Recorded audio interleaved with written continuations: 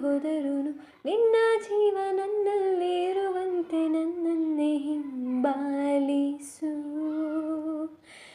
ನಿನ್ನಯ ನಲುಮೆಯ ಲೋಕಕ್ಕೆ ನನ್ನನ್ನು ಪರಿಚಯಿಸು. ನನ್ನ ನುಡಿ ನೀನು ತಲ್ಲಿನ ನಗಬೇಕು ಅದೇ ಚಂದ. ನನ್ನನ್ನೇ ಪ್ರೀತಿಸು.